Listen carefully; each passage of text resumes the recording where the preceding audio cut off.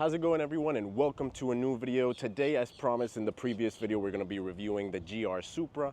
So this is the car I have pretty much for about 3 or 4 days. I've been driving it around, enjoying it, getting to know the car. It of course is very similar to my BMW M240i. So today we're going to be talking a little bit about the car itself, but also why I think this is the best car for the $58,000 price budget. Or if you're looking to stay a little bit under that, there's also options in this range. So let's go ahead and talk a little bit about the GR Supra, the pros, the cons, and why I think this is the best car for the price out there.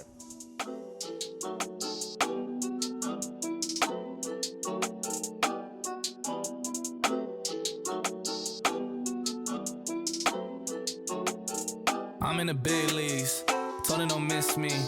Ballin' like Houston, ayy, feeling like Whitney. I need a bag, bruh, send it through quickly. I'm making his dog, like I'm in the big leagues. Told him that I gotta go, dog. I'm riding the road, y'all. I think that I'm back in my bag now. So I need that go, y'all. Got hits when he throwing the fastball. Just too quick for it, peeling off like the whip orange. Seen they effort, this piss poor. I got too much, I gotta tend to. Car payments and the rent due. Told y'all that I'm 6 foot, but with the money stabbing, I'm 10-2. Too much that I've been through, so I put it all in that rear view. Clean money in the black.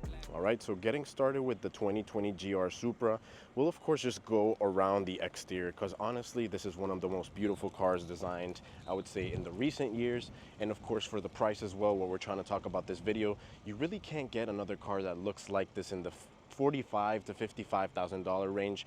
In this case, I'm talking, of course, about Supras that are 2020, 2021 with maybe 20 to 30,000 miles. We're not talking about the brand new ones because those are a little bit higher up on price, and we'll talk about that in a minute. But this 2020 Supra is just absolutely beautiful. It gets looks everywhere it goes. I've had it for, like I said, 3-4 days, and I've already had people, you know, with the thumbs up out their windows, kids also recording from their parents' cars. So it's awesome to have a car that, you know, is not eccentric in price, but it looks like it's almost an exotic pretty much. So one of my favorite design features of the Supra is, of course, the front end with those headlights, those LED headlights that are absolutely menacing. And the front bumper is just something that kind of looks almost like a spaceship. I absolutely love how this looks. And not only the front bumper, but the side profile on this car is absolutely beautiful. And just the details all around. It has like this nice wide body where you can see the hips, I guess you could call it. You can see right over here. We have some vents going on around here. None of these are real. Those are just for aesthetics. Same thing as these vents up here. Nothing. You can actually see they're completely solid. So nothing special going through there. The ones up here are also fake. So, you know, we have the fake vents, but it just compensates with such a good look. And as you come around, this is the launch edition 2020. So it used to come with the red mirror caps. In this case, they changed them out for the carbon fiber ones, which I think is the option to go. And honestly, the only thing that this car would be missing, in my opinion, is a little ducktail spoiler or something like that. That would look really good just to balance out the rear. Once again, just taking you guys on the side profile of the car, because honestly, I could stare at this car all day. I could just sit around and start looking at it and go spend about 30 minutes at every angle, and you'll still find these new features, these beautiful lines. In this white color, I think the lines just pop out completely. Like this, usually white is that color that gives you the most references for the design features of the car. So this looks absolutely beautiful. We have 19-inch wheels in the back, 19-inch wheels in the front with your red calipers as well. And there's something I noticed about this launch edition, that it has these like red details inside the headlights. You can kind of see them there. It's a little bit of a reflection, but wow, look at just those headlights are just beautiful. Like I said, this car just gets so much attention, and for the price tag, you can get these 2020 GR Supras with, like I said, 20 to 30,000 miles for around $45,000 to $50,000, depending on their condition. But for the price, it really doesn't get much better than this. So stepping into the interior really quick of the GR Supra, like I said, this is the launch edition. So the launch edition came out with this red interior. It's almost like a burgundy, but nonetheless, it's absolutely beautiful. I think it's a nice addition to have. The red trim follows mostly on the driver's side. So throughout here, through the center console, and on this side, the trim on the door, you don't have that. On the other side, you see it's all black, just as well as the kind of side of the center console right there. So they kept most of the red trim for the driver, which I think is very nice. Now, of course, you have a lot of BMW features, as this car was a cooperation between Toyota and BMW, so you'll have a lot of BMW features, which we'll see more in detail in a sec. Let's go ahead and jump inside the car and give you guys a startup and some revs. The button is right behind the steering wheel, right over here on the right side.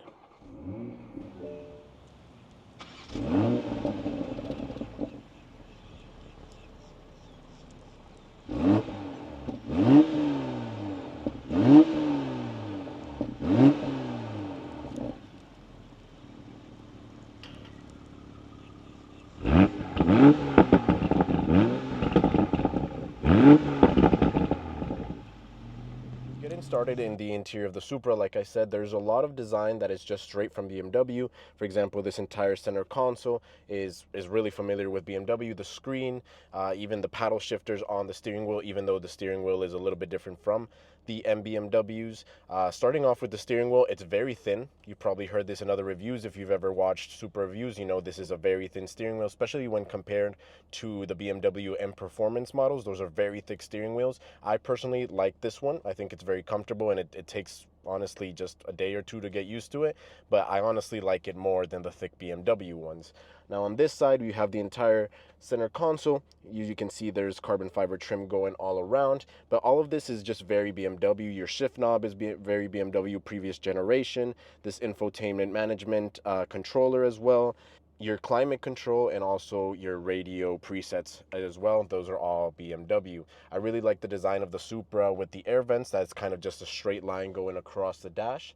So we won't be talking too much about the infotainment screen. This is a previous generation infotainment screen that's in a lot of cars, even Rolls Royces. So we won't get too deep into that because I feel like it's unnecessary. What we really care about in this channel is the entire driving experience. So down here, we'll have your automatic parking button, which is also nice to have for traffic or lights. I always like to have that. You'll have your automatic start-stop button just to turn that off, your sport button, which of course will change the suspension, the exhaust, the engine response, your parking assistance, that even though this doesn't have 360 cameras like the BMWs, it does have a 360 radar, your traction control button to turn that off and go drifting, of course. It's always nice to have that in this car.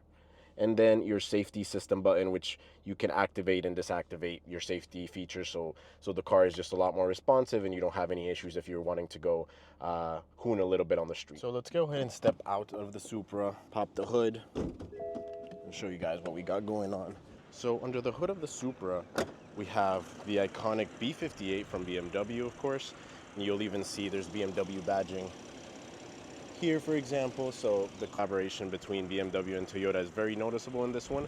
It is a 3-liter inline-6 turbocharged engine. Now for the 2020 models, they were stating that these cars were doing 332 horsepower instead of the 382 horsepower, which comes with the BMW Z4 and the BMW M240i. But to be honest, I have an M240i and this car feels like it has the same power as the M240i. I do not think that they're being very honest when they were saying that this first generation, at least this first year of the Supra, came with 50 horsepower less. Now, it's something important to keep in mind that 2021 and on paper at least, they do say that now the Supra has the 382 horsepower, just like the Z4 and the M240i. So it's just interesting what they did on the first year, but I have a feeling it was due to marketing.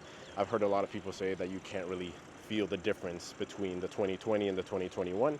Now, of course, the good thing about the B58 engine is that it's super tunable. It's one of the best platforms to start on and just get good amount of high horsepower from. So that's always an option to have. So regardless if BMW detuned the B58 a little bit for the 2020 model of the Supra, regardless, it's one of the best engines out there.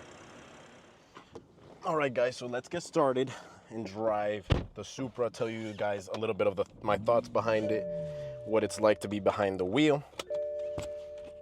Okay, let me just go ahead and turn off our automatic start-stop button so that doesn't happen throughout the drive, and let's get going. So first thoughts, as soon as you get in the Supra, the first thing you of course will realize is that it's a very small cabin. So if you're used to just driving regular sedans, SUVs, stuff like that, this is definitely gonna feel a lot more cramped up. It's not necessarily a bad thing, but just something to get used to.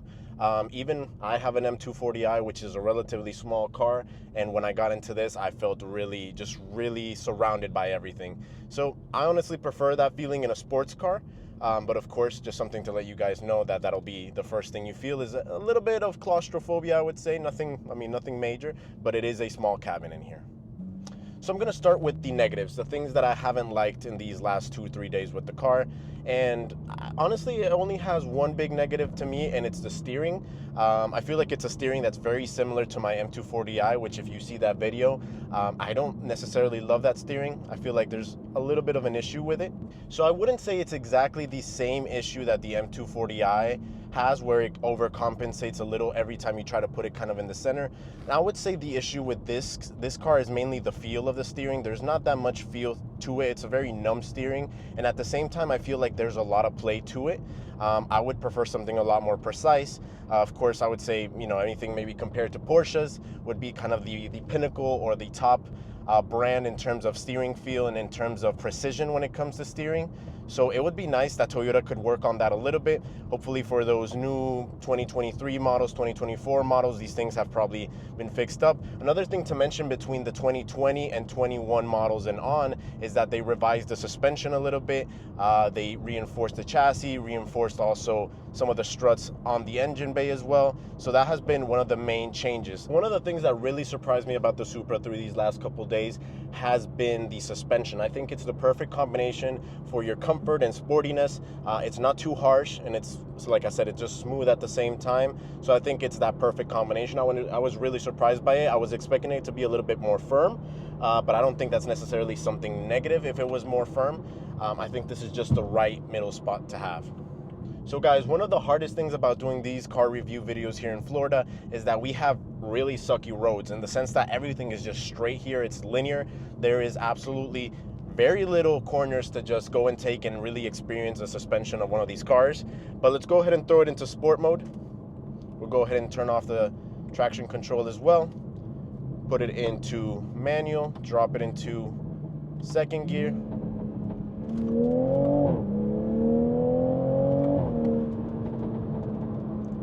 And of course, the drama behind it, the drama behind the B58, those pops, and the sound of the B58 is just so amazing. Honestly, it's one of my favorite sounding engines, not only in the cabin, but outside. And right now we have a stock exhaust on this car, but I'm pretty sure as soon as you have an aftermarket exhaust, this thing is just crazy sounding. The pops are probably so loud, and I personally enjoy those. I know there's people out there that, you know, would prefer not to have them, but I really like them.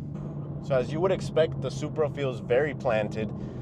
Through the corners, of course, you want to be a little bit on edge, on your toes all the time, because it is rear-wheel drive, so it will want to kick the rear end a little bit out, but nothing scary, to be honest. I think the right combination of power in this car with the balance of the 50-50 weight distribution with the chassis just makes it for a very dynamic, very balanced car, which is very fun and it's very engaging at the same time. Almost like your BMW M models, it's just very light on its toes, and it keeps you kind of entertained the entire time. And it's really what we like about BMWs, is kind of that edginess to it. So this has a little bit of that feeling as well. And like I said, as soon as you start tuning the B58, you can get so much more power, and the experience just enhances and enhances. So it's an amazing base to get started with, but of course, as any other car out there, there's a couple things that can be done to it, and I think that would just make this car absolutely perfect. Let's go ahead and third gear, put it down. Yes, that B58 is so good. Coming into this corner, the pops, the drama, of course. So yes, I 100% want a Supra now, and mainly because of the looks. I just think this thing looks so good. I've had it, like I said, for 2 or 3 days, and I would just wake up at 6 a.m. in the morning and go take a peek outside and see it in the carport, just sitting, and I was like, this car just looks so good at every angle. It makes you want to drive it every day. Like, it's a car that you just feel happy getting into. Honestly, I was just coming down the highway, nothing crazy, but just kind of passing cars and just listening to music with the windows down, which, by the way, it sucks with the windows down. I will let you guys know that, and you've probably seen that in other reviews in the past, but this car sucks with the windows down. The air buffering is just horrible, so just something to keep in mind. But there is aftermarket solutions to that, which you can find online, and it's basically just a little wind deflector that's placed on the mirrors, on the side of the mirror, and that should pretty much cover it. Now, of course, all the power goes through the rear wheels, but we're not going to be pushing the car. This is not my car, so I don't want to be abusing it or anything like that. I'll just do normal pulls like you saw just now, but we won't be drifting or anything like that. I really like this car and I really want to get one, so hopefully one day we'll have it and then we can push it to those limits and really experiment what it is, bringing out its entire potential, because of course I want to respect the owner of this car and not throw it around or anything like that. It's not my car, so we're gonna respect it. Another thing I want to mention about the GR Supra, and I think it's something that's very positive as well, the noise insulation inside the cabin is amazing. Like, you can be in here with your passenger or here with the camera just talking at a regular voice volume. You don't have to be screaming or anything, and you can hear yourself and your passenger just fine. You can be talking to the camera just fine. You can be on the highway, and even though the wheels are right behind you pretty much because of the coupe, you don't get that noise from the road. You don't get that wheel noise. So everything is just very well insulated in here, and I really like that, because sometimes in a sports car you might feel that it's going to be very loud in the interior, but this one just kind of creates that nice balance between the comfort and the sportiness, the looks, the price. So I think overall this is the best package you can get for the money. Now we'll do one more pull over here. Second gear.